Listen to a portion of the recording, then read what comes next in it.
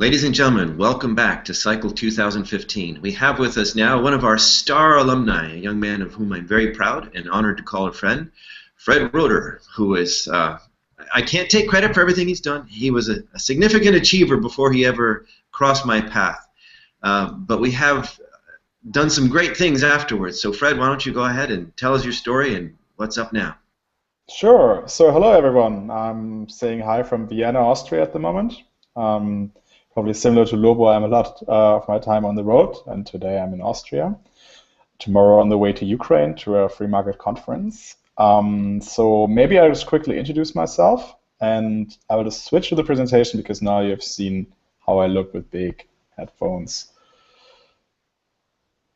So Lobo asked me to talk about entrepreneurship and actually my story, how I became an entrepreneur and also an intellectual entrepreneur.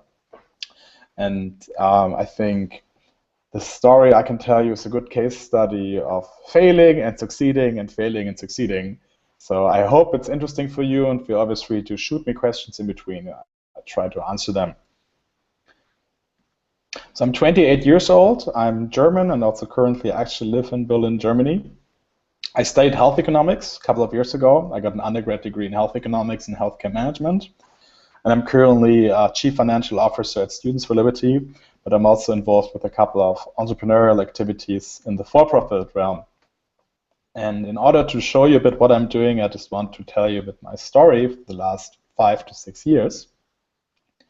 So while graduating, I already got a really good job offered in management consulting at a large consulting firm, which I worked for a short time, and it was actually a really great experience to work in a high-level environment, be part of large mergers and acquisitions transactions, evaluation of hospitals that should be privatized.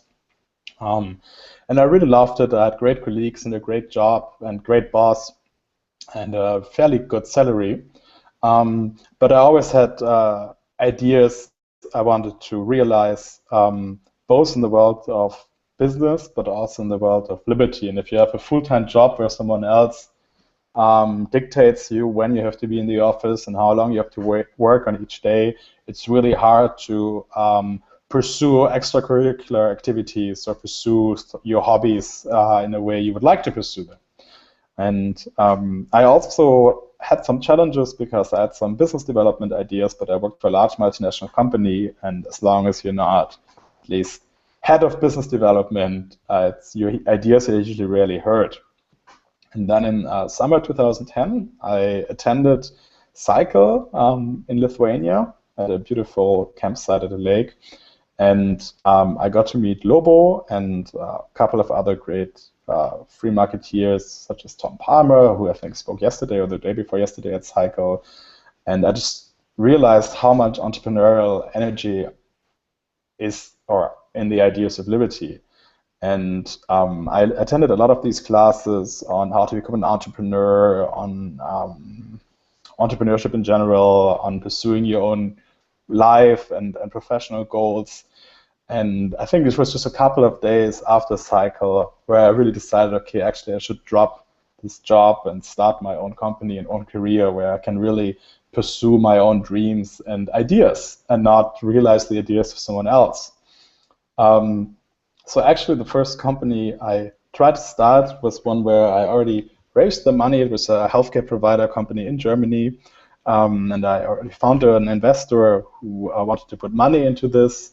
And we were already starting to recruit doctors. And then the German doctor lobby, the outpatient doctors lobby, saw that there might be a new competitor on the horizon coming up. And they didn't like this. So they lobbied to ban investors in the outpatient medical field, so investors which are not doctors, and I'm not a medical doctor.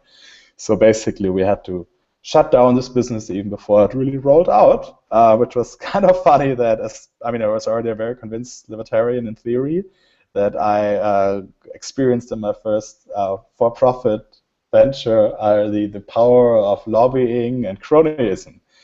So that was really frustrating. Looking back, it was a great experience, but if you see that you have a great idea and even investors believe in you and then regulators shut you down, or basically make it impossible that you actually can even roll out, frustrated me a lot as a 23-year-old libertarian. After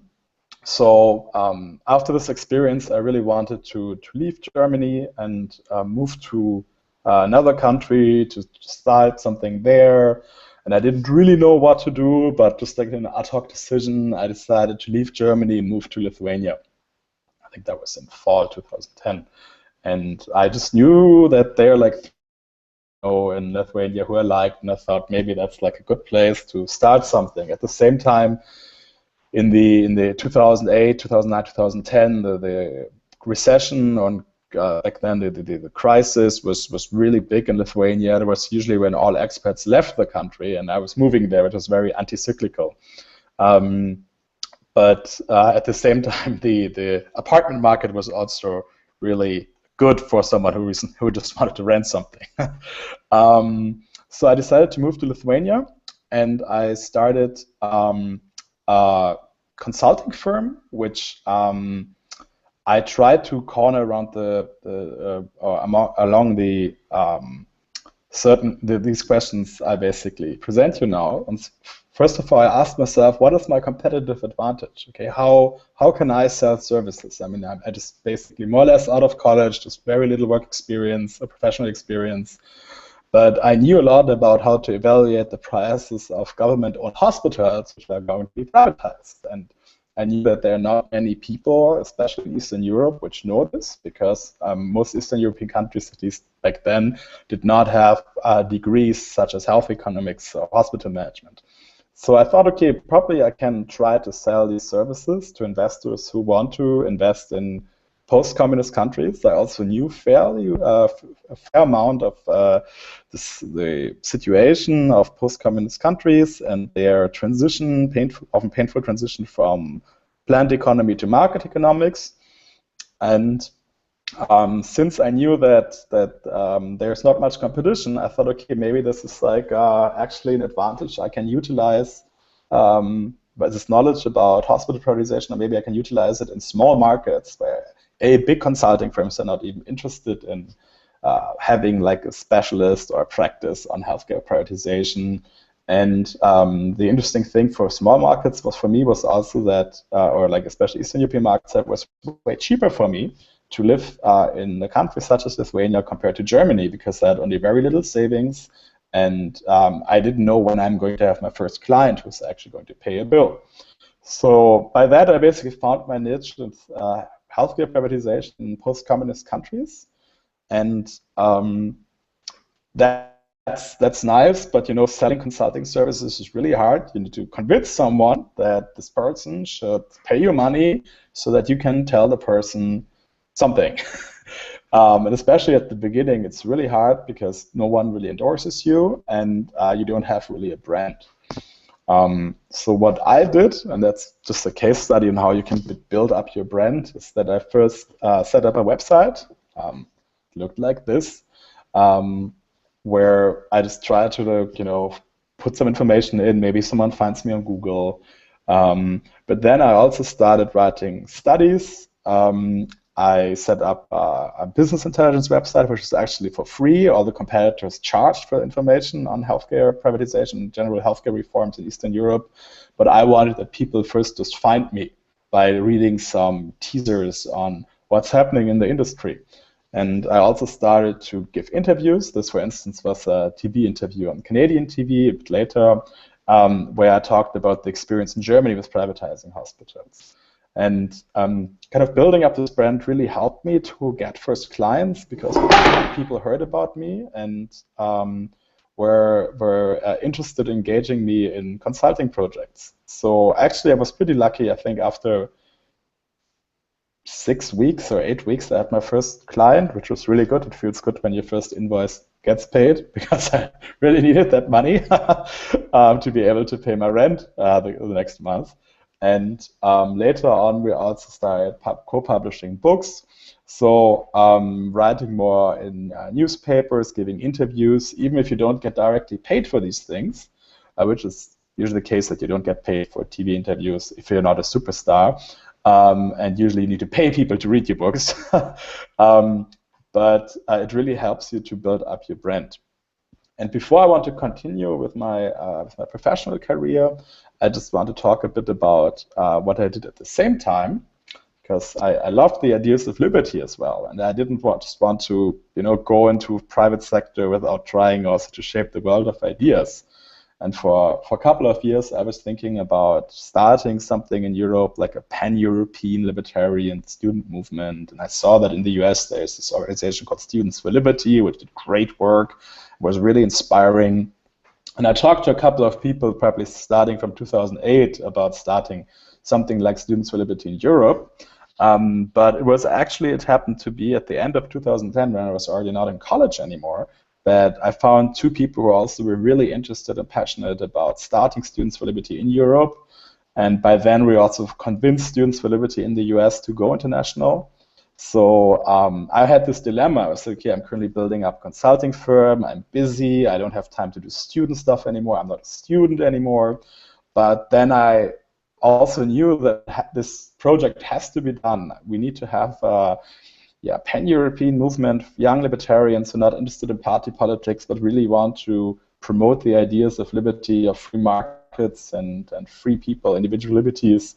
So I knew that if the three of us will not do it, probably no one will do it. We had this window of opportunity where we somehow thought, okay, now is the good time to do it. So I started this as a side project, and I was very flexible with my time because I was also not all the time fully booked by clients. So, and I traveled a lot because of my job. So I was able to meet a lot of young libertarians in different European cities and talk to them and try to win them for the cause and join us to start European Students for Liberty. And we found a group of 8 people in total who wanted to form the first executive board in Europe, and our American friends from Students for Liberty helped us a lot, trained us, showed us what failures they had made in the past, which failures we should not do again. And also the Atlas network pledged support for us to organize one conference in Europe. And I thought, okay, this is actually an interesting experiment. I mean, it's a very risky thing to start like a new NGO or a new youth movement for like such fringe ideas as libertarianism. At least back in the days, I would have thought it would be really hard and maybe impossible. So I said, okay, let's organize one conference in fall of 2011, and Atlas basically offered us to pay for most parts of this conference. And let's see if we are able to attract about 80 to 100 people. We see that there is actually demand for such an organization, and we can further pursue this. If we have less than 80 people, we can just see, okay, it's not worth our time to invest so much time and other people's money to try to build up this organization, because then there's just no demand in the market for it. So we organized this one conference, and as I said, we wanted to reach 80 to 100, 120 students. 120 would have been a huge success. And actually, 220 students from 25 countries from all over Europe paid their own way, stayed in Leuven, Belgium with us for a weekend, and we saw, wow, there is actually demand. And it was really interesting because it taught me a lot about sales. Back then we didn't have any email newsletter, we didn't have any Facebook groups. So it's really just like me and my friends looking around Facebook, writing everyone who randomly liked Ayn Rand or Milton Friedman on Facebook and saying, hey, there's this conference, you should come. And actually, a lot of these people came. We were just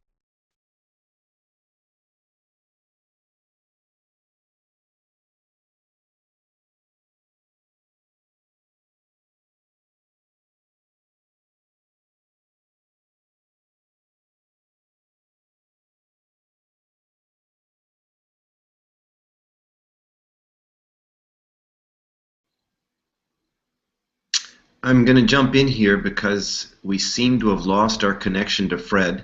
So if you'll please forgive our technical difficulties here, I will see what we can do to get Fred back. Hold on and stand by just a moment, please.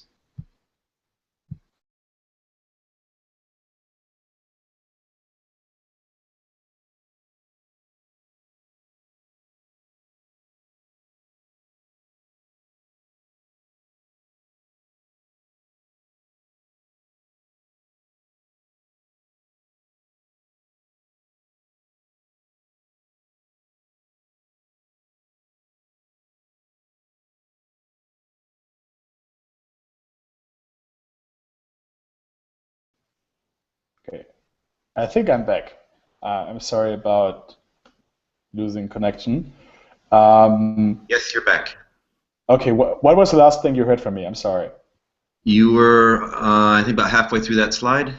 You had talked about getting students, European students for Liberty started, and the smashing success of more than 200 people when you thought 120 would be great. Okay, that's good because that's when I stopped talking. So Okay. we saw that this was actually there's demand in the market, so we continued building up European Students for Liberty, which is now at 270 universities in Europe. There are thousands of students involved, and it's a great thing. So every one of you has not heard about Students for Liberty yet. We're helping students who are interested in the free market ideas and libertarianism to learn more, to also learn to obtain skills, how to persuade people to get interested in the ideas of liberty. And we organize 20 conferences per year in Europe and about 80 or 90 around the world. We're now on all inhabited continents. And this was basically my energizing hobby because especially if you work in the field of healthcare, you have to deal with government every day and regulation every day. And then I had this hobby of actually, building up some libertarian grassroots movement. So this was a great side project, and actually it became way more dynamic than my own company, which was beautiful because I also learned a lot by volunteering for Students for Liberty.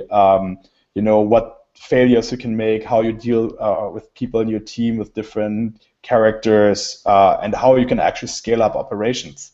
So that was really great. And going back to the presentation. So every one of you who has not heard about Students for Liberty should definitely check us out on our website, studentsforliberty.org, or for those in Europe, it's ESFL, European Students for Liberty, esfl.info. We have lots of free books online. You can see if there may be any clubs close to you or on your campus. And you can also find people in your region you can reach out to and help you to discover more of our events and resources and leadership trainings. Being active as Students for Liberty really combines like the intellectual pursuit of ideas and entrepreneurial elements on promoting these. And I actually started as a volunteer in 2010 with Students for Liberty, and then in 2013, about 2.5 years ago, we were at a point where the organization was growing a lot, and I really had to decide, okay, my company was actually doing really well, my consulting firm, and I had to decide, okay, am I going to invest the 75 hours I put into both of these organizations in total into my company or at Students for Liberty fully? Because splitting your time at some point gets really hard if you're involved in two successful ventures. And at that point, I just saw that Students for Liberty is exploding and the growth of way more dynamic, and this is probably a once-in-a-lifetime chance to be part of something like this. So I decided actually to shift my attention fully to Students for Liberty, or almost fully, and started as a full-timer for Students for Liberty. And my consulting firm at that point was luckily developed enough to carry on projects with colleagues, or by colleagues, so I was able to focus on Students for Liberty, but at the same time have some good passive income generated by my consulting firm. So basically, what I figured out is that you're only really good at the things you love doing. So if you, and I really saw it that I loved healthcare and I loved libertarian activism, and I didn't care how much I had to work for this. I didn't have any hobbies besides this. I hardly met other friends outside of the Liberty movement because it was for me working for my consulting firm or working for Students for Liberty, but not much else. And I didn't feel exhausted. I didn't feel burned out because these are just things I loved, and you never really get tired of doing things you love. So that's pretty great. It's like, imagine every day there would be a new season of Game of Thrones. You would never get tired probably of watching it, as long as it keeps its quality. And now I talk quite a lot about myself. I actually, maybe also to mention is that I'm currently also involved with two new startups. I might talk a bit later about the one of them. One is in the field of networking and dating, and the other is in the field of 3D printing. But before I might talk about this, I basically want to tell you the lessons I actually had to learn the hard way when I started my business.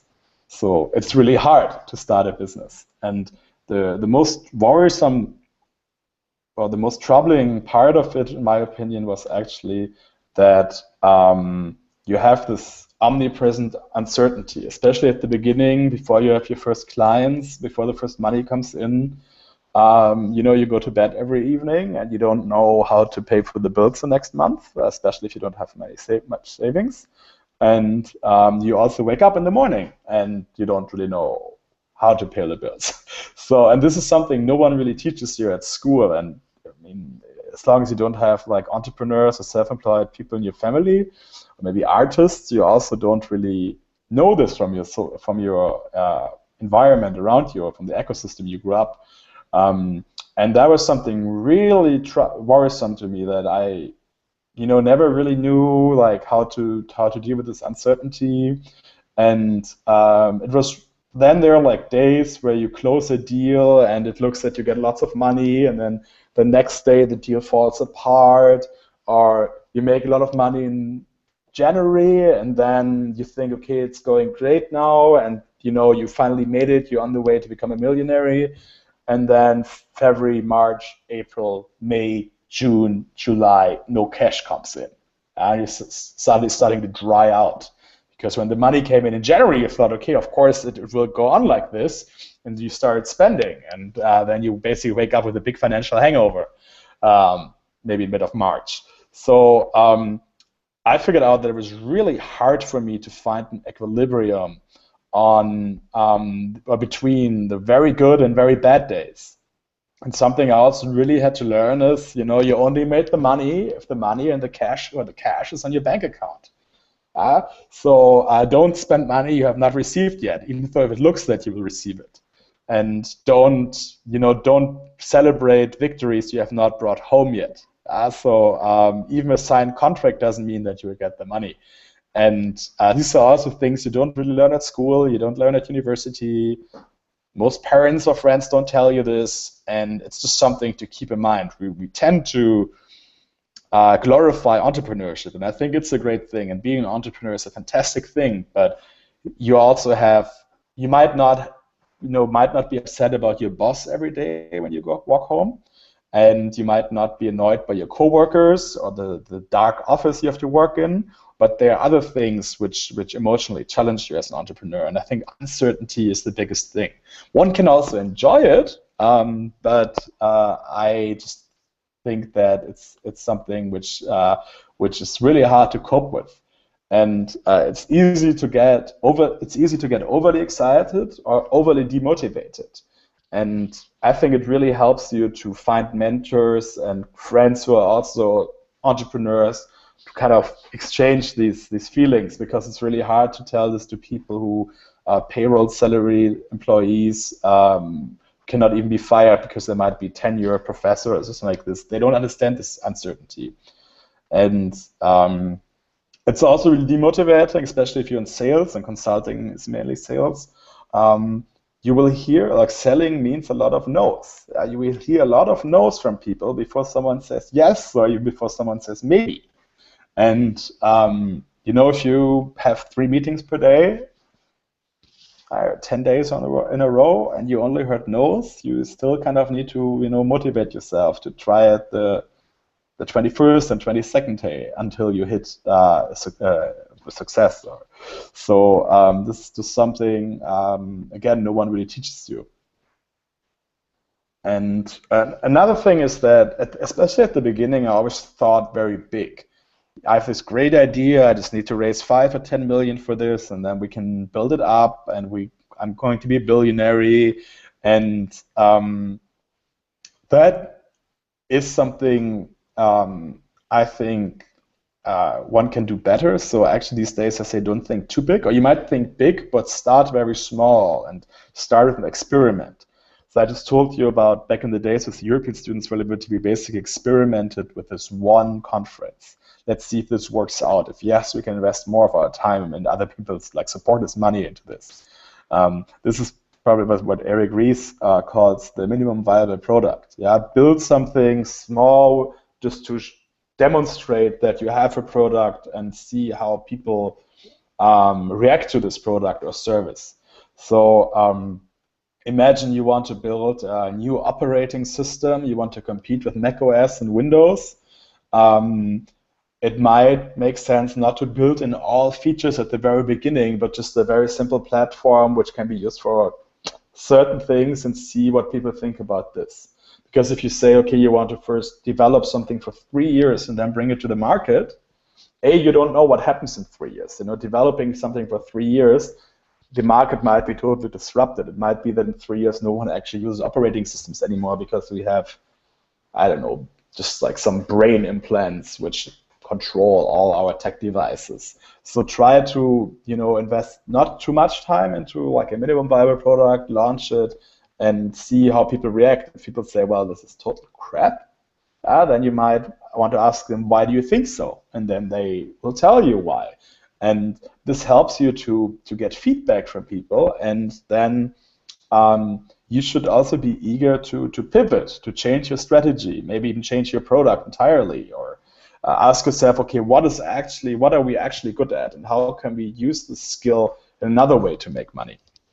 I used to be really stubborn when I started with ideas, and people told me, but why don't you consider this, or why don't you consider that? I was always, okay, I know better, and I didn't really want to listen to feedback, because actually getting feedback is something which, as long as it's not overly positive, it's something humans usually struggle to deal with. And that's probably part of life experience, which I initially did not understand when people talked about experience. But one part of life experience is actually that you're more open to feedback. And I think the earlier you understand this, the more successful you'll be in life, because the more you're listening to feedback. I mean, of course, there can also be crappy feedback, and you need to be able to filter which feedback is useful and which feedback is not useful. But the earlier you start listening to this, the better and the more you will excel and improve your skills and product. So I'm a big fan of this approach of a minimum viable product and getting feedback by others. And especially what I experienced this year when I talked to a lot of venture capitalists about funding 2 of my projects, I got a lot of no's. Some people didn't answer me at all, others just say no. But some venture capitalists or potential investors said no, and then they sat down with me for half an hour, and explained me why they don't give me money. And this was extremely valuable feedback, because they said they see weaknesses with the service in the fields A, B, and C. And they would like to first see more testing. And this is feedback from someone who has been really successful, someone who would be a very well-paid consultant if he would sell this feedback as a service to you. So if you can actually get feedback from someone for free, even if it says he doesn't give you money, it helps you to take this feedback with you and actually reflect on it and see to what extent you might be able to change your product or service or business idea. And this also goes a bit along with trying to find mentors. I was lucky that I had a couple of people who I knew who started businesses and really helped me psychologically, but also with skills and their network to make it through the first 1 or 2 years, which were really hard.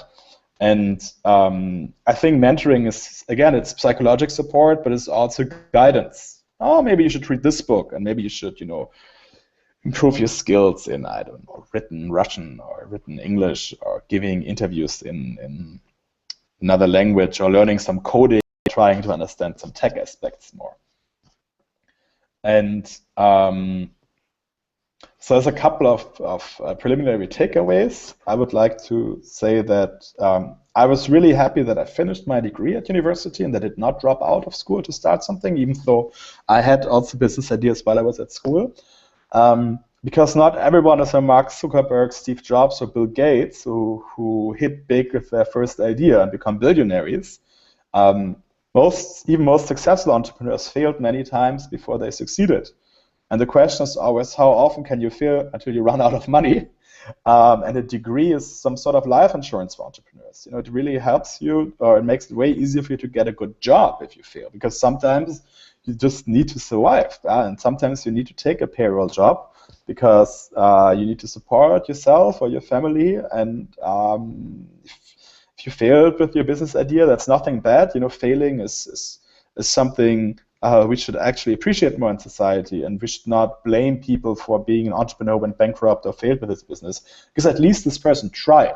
Most people don't even try, and those people who don't try often blame those people or brandmark them as someone who, or label these people as someone who failed and is a loser. But hey, at least they had the guts to try. But on the other hand, I see like some development among my generation that people just want to start a business for the sake of starting a business or a startup because everyone does it now.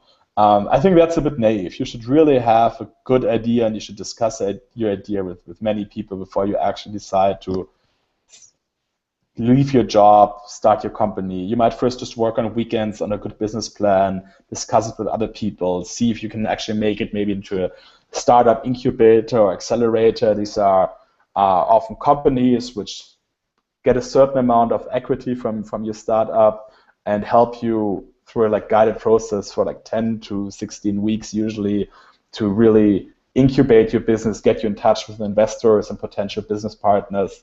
And if you see that in these 3 months nothing really worked out, you might still have the option to go back to your old job or go back to school.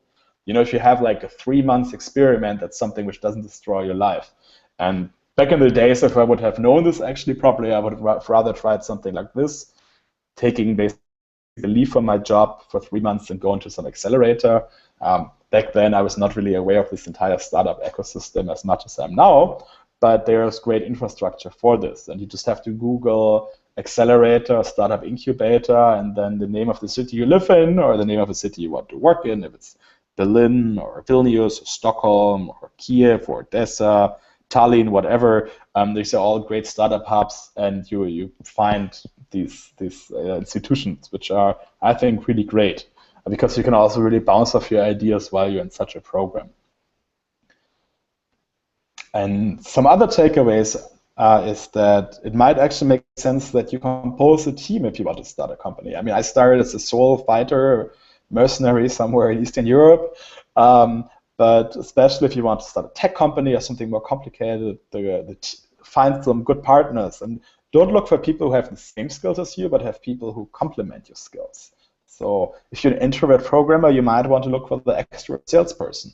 And then you might need a third person who kind of bridges the communication between the introvert and the extrovert.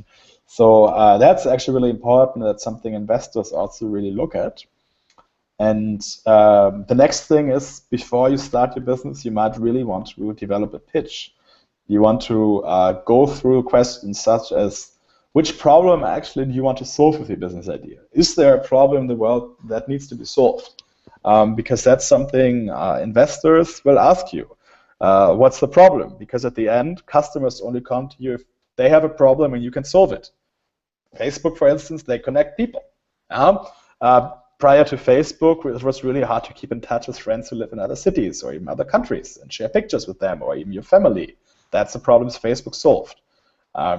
Then also ask yourself, okay, what does the market look like? Are there already many competitors? If you say you want to start a pizzeria at Times Square, New York, well, there are many pizzerias already there. So why do you think you can open a better pizzeria? If you say, I'm going to start a social network, and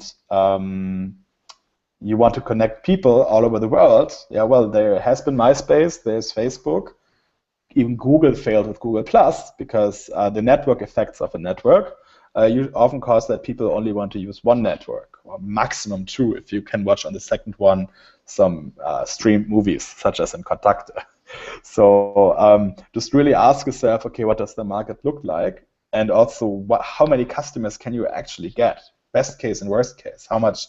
What's actually the cash in this market? also talk about your team. Who are the people, the founders? Why can these people actually solve the problem? What competitive advantages do they have? Are they really good at tech? Do they have experience with networks? Are they good salespeople? Basically show the skill set of your team. Because of course I can, for instance, I mean, I'm an economist, but I can say, yes, I'm going to start this company which is going to launch rockets to the orbit and sell seeds for $500 each. You can go to space for $500. I just need to raise $200 million or $500 million, and then I'm going to make this happen. Yeah, but then investors will say, well, that sounds interesting, but you're not an engineer, you have no idea about astrophysics, you don't even have any idea about rocket science. So why should Fred Roeder start this? And then I would say, okay, maybe I'd rather stick with hospitals and libertarian student movements, because that's actually what I'm good at. So these are some really important points. Also show how you're going to solve it. If you just have an idea but not actually a plan how to technically overcome this problem, it's hard to convince people to invest in you. And also really important is actually show in a very plausible way how much money you want to raise from an investor, and show how you actually want to roll out this business, what steps. And that's something actually I've really experienced myself when I had my first business idea, which was this outpatient doctors in Germany in rural areas. I wrote a business plan which included numbers, how much money we can make and what the problem is and how the market looks like, but the business plan was just lacking of an operational rollout concept. So how do I find doctors who are going to work with me? How I'm going to organize their work? How are the entire logistics going to work? These are maybe fairly boring questions, but they're extremely important to solve before you start your business, because you try to reduce the number of problems and issues you're going to run into ex ante before you roll out. And again, business every day, you run into new problems. It's troubleshooting all the time. But if you don't even try to eliminate the obvious problems from the very beginning on, you will most likely fail. And I think we have 20 minutes left, so I maybe first ask if there are any questions, and only if in case we have no questions, I would show you my newest business venture. We did have one question. Somebody wanted to know if you had read the book Go for No. It's a book on selling, and it addresses a point about all the no's you had to hear. I actually haven't, and I'm going to Google it now. Go for No? Let's see, is there an author? No, just Go for No. Yeah, no, I haven't, but it sounds great. Thank you so much. All right. Yeah, at this time No, here's another question. Evaldas wants to know why you decided to go for a consultancy instead of starting another healthcare business directly. Yeah, so because if you actually go directly with a healthcare provider or an insurance into such a regulated market, the cost of legal compliance and regulatory compliance, again, super high. And I also needed something immediately because I needed to have income. So I also didn't have the time to convince investors to give me money for a new project. So consulting, you can start with very little money or almost no money and create some cash flow, which I basically needed. The problem with consulting is it's really hard to scale it up. So I discovered, okay, at some points, our company was at the point, okay, maybe we open offices in different countries and hire more people. But then the question is always, okay, are you still going to have all these projects in 6 months? So you need either a lot of cash to scale up, and usually what happens is that from a certain point, small consulting firms get bought by large ones because the large ones are interested in these special skills the small consulting firms have, but it's really hard to scale up your own one because you need a lot of cash reserves to survive bad times. And actually, I got the offer that my consulting firm gets acquired by a large one, but that would also have included that I work for this other consulting firm for at least 3 years, which I initially wanted to do because there was good cash involved. And then I think I already had the contract on my desk, and then I said not to do it because I didn't want to work for someone else again. Because I valued actually being my own boss and trying my own things more than sitting for 3 years in an office and have some guy above me who tells me when I can go on vacation. At the end, it was a good decision because now actually I have I'm just happy with my life and everything is going smooth. So, and I would be very more miserable if I would have gone back to being employed. Again, I don't want to demonize being employed, especially when you're young. You can make lots of experience and you can have great bosses and colleagues and learn a lot. And I think even probably if I would talk to myself now, if I would have a time machine and go back, with my experience now, but without knowing where my path would have led me, I would tell Fred 5 years ago, don't do this. This is a stupid idea. First work for 2 or 3 years in a big company because you need that experience, and ideally get a master's degree and a PhD if you want to sell consulting services. I would say I was lucky, and it's really hard to sell consulting services, especially if you're young, because seniority is a big thing. People want to pay old guys a lot of money to produce hot air. Yeah. I mean, yes. So I think it's better to come actually up with some tech startup idea or something like this. And this is also where I'm working more now these days. But still, consulting brings in some nice passive income, and I have great people who help me with this. So actually, if we can dial in on that for just a little bit, did you have to find a great deal of courage to do this when you quit your job and decided to start this new plan? Or was it just naive? You didn't realize how much trouble you were getting into. It was totally naive. And all my friends were like, Fred, what are you doing now? You're totally crazy.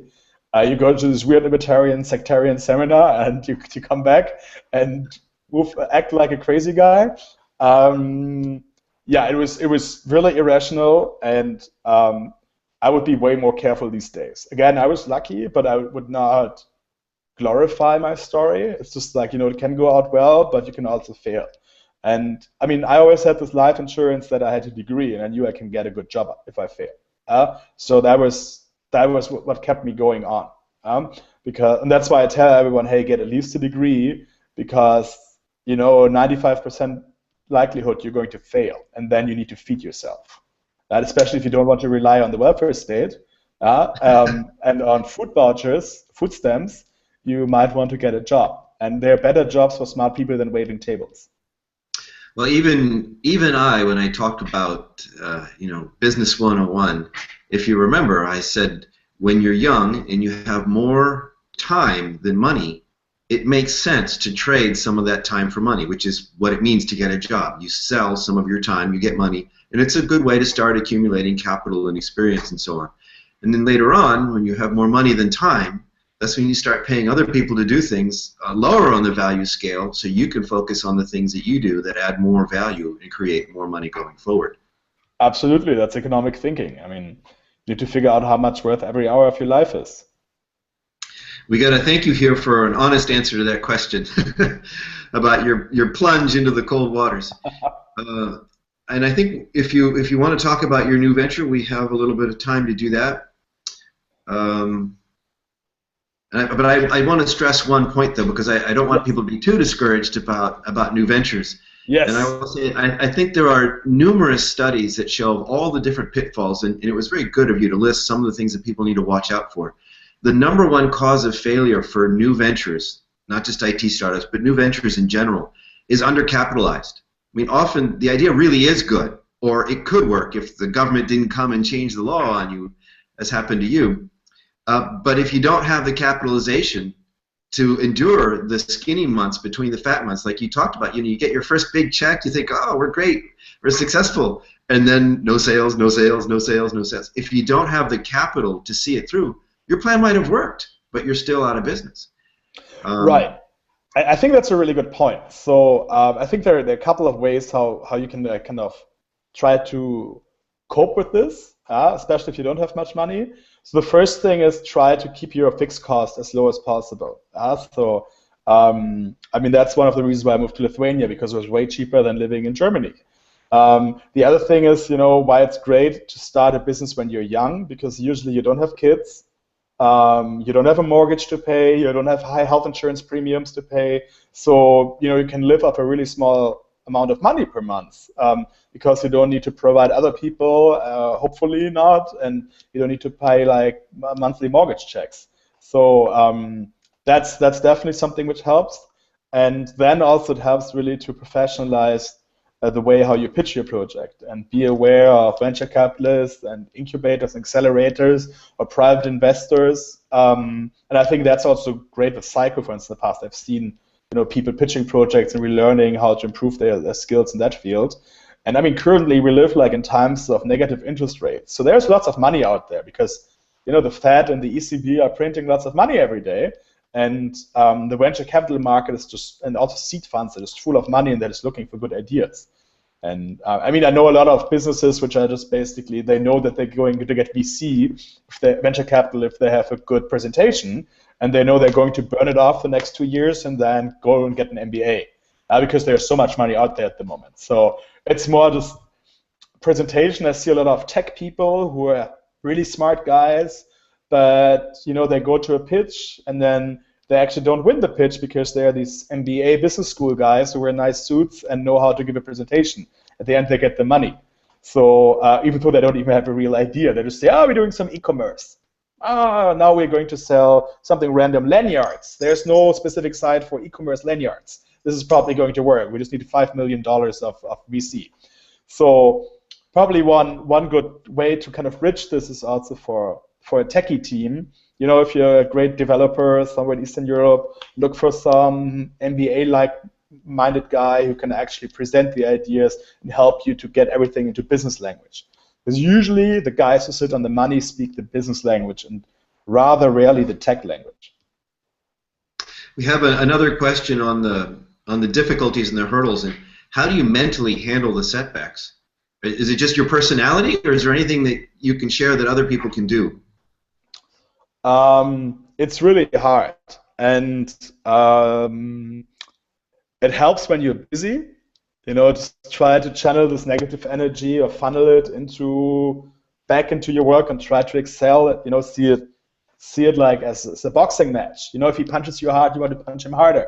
So I mean, this is how I try to actually see it, and it works pretty well. So just kind of, but I have a very aggressive way of dealing with this, and I think there are other people who might have be like a more feng shui balanced way of dealing with this, which might be more sustainable. But think about the good days. I mean, that's basically how I learned it a bit. I had like great day, bad day, bad day. One bad day always destroys 5 great days because we always think just about the negative stuff. Somehow negative memory sticks more into our hearts and brains. But basically try to create some balance sheet of, hey, but I had all these good days, and last month was actually great. And it also just helps if you have build up financial reserves. So if you have good times, just try to save money for bad days. And that's just something. The moment you have like achieved this level of financial sustainability and security, you just take things easier. I mean, that takes a couple of years usually to get there, but then you kind of this didn't work out, but hey, there's some cash on the side, and we're going to make it through this. In general, basically, I always suggest people to keep fixed costs low. Even if you make a lot of money, don't get a leasing contract for your car for $1,500 per month, and don't buy an expensive house with a huge loan because it just makes you dependent. So probably kids are the only thing where you really want to invest and be dependent because that's like something cool. But I mean, I don't have kids, but I see like why people do this. But being like dependent on a bank or leasing institute for your car or house, I mean, this totally influences your decisions. Even if you buy an apartment when you're young, you might have already like a 35% upfront payment, so you only have 65% mortgage. You pay this over the next 10 years off. Well, that means probably for the next 10 years you're not going to move to another city or country, even though there might be new opportunities. I know people who don't change their jobs because I just bought this apartment in this city and this other job would be in another city. And they're like so emotionally attached to this stupid thing, such an apartment. And they could I mean, it's also about compound effects. If you increase your salary or the money you make when you're 25 by 30%, look at the next 40 years on how much more money you're going to make. So The first couple of years are really important, and I think saving in your 20s, if you can, and especially not buying stupid things, will just really leverage the compound effects of your savings and investment strategy and income in the future. So you might be able at age 40 to try risky investments and try to invest in startups. Even if they fail, it's fine, because you have such a large cushion that you would never go down to zero. And that's like true liberty, right? That's a really excellent point. Everybody should take heed on that one. And it occurs to me, going back to the psychology again, a lot of people who have ideas or an entrepreneurial spirit, they think of themselves as, oh, okay, I'm the programmer and I'm going to work on this new startup, or I'm the business manager, or I'm the artist, or I'm this, I'm that. Very few people go into it saying, oh, I'm the salesman. I'm going to sell this. But in all of your slides that you were showing, it was very evident that being able to sell whatever your other thing is that you're great at is an important part of it. And maybe that's part of the do what you love, because most people, they don't really want to be salesmen. But if you really love something, then that makes it easier. Right. Yeah, I probably love sales because I'm an extrovert, eccentric guy. And I love talking, as you can see, for the last 52 minutes. But yes, try to find like a guy like me for your team to sell. Especially if you go business to consumer, B2C, you need to sell a lot. I mean, you might be able to do everything through Google ads and Facebook ads, but the moment you also need to sell to people, you need the sales guy. The same, or many sales guys. The same is if you want to get investors to invest in you, you need to have a sales guy who sells the business idea, who can pitch. And also, if you're business to business, that's even probably harder sales, because you need to convince a couple of few people at some large companies to give you a lot of money. Yes, sales is important. I mean, the tech side is probably even more important, but find people from the very beginning on who can present and who can sell. And I think it doesn't make sense for an introvert techie person to try to become a good salesperson, because this smart techie person should focus their time on things they love, and that's probably developing new cool technological solutions and send us to Mars. Okay, we have another question here. Do you use a lot of stats or metrics to get honest feedback? Or do you think those things provide honest feedback? Yes, I mean, I think it's really good to analyze, for instance, if you do cold calls or write people random emails or snail mail, to see look at the response rates. And also, I really like big data on conversion rates on websites, and these are like important quantitative sales data. And that's important to analyze and keep in mind. When I was talking about feedback, I was talking a lot about qualitative feedback. So a small circle of people, actually, like a focus group who tells you something. That's usually how I do it. I mean, if you have the means and money and scale to get big data feedback, that's of course, that's state of the art. And for a large operation, it's super important to do this. Well, your two new projects that we haven't gotten to, but it's good to know that you are working on two new projects, new startups. Do you track, how much time people spend on different pages and click on all that stuff? Yeah, I've been fairly long really ignorant towards this, because I'm not really a big data guy. But it's super important, and I mean, that's like science. It really shows you, okay, this is how it looks like, and you can look at industry benchmarks and see where your competitors are.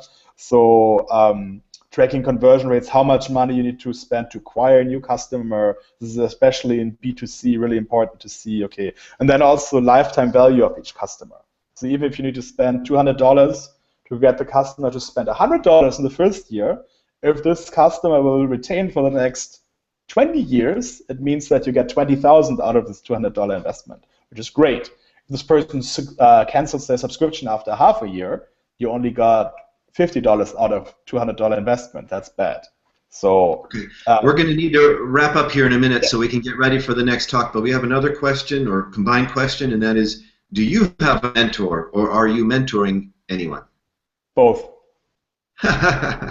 Very good. Okay. Let's see. Somebody else. Like you never end learning. So there are always people who are more experienced than you, and it's always good to have a mentor. So stay humble, and it's really hard for young people, especially when you're a bit successful, to keep being humble. But if you don't want to fail, it's like one good thing, just kind of have to don't think that you're the smartest badass in the world, because there are smarter people out there. And no one knows everything. That's the thing. Okay, well, thank you so much. And Fred, if you want, you could post some links or some information on the Liberty.me discussion forum about these other projects that we didn't get to. Yes. And maybe we can get a bit of conversation going there. And All right. I want to remind everybody that you need to click on a new link for the next talk. Each talk has its own special link. So to tune in the next talk, go ahead and when we're closed out here, click on that link, and we'll be live soon. And I hope to see everybody in the discussion forums. And thank you very much, Fred, for a very informative talk. Thank you so much for having me, Lobo.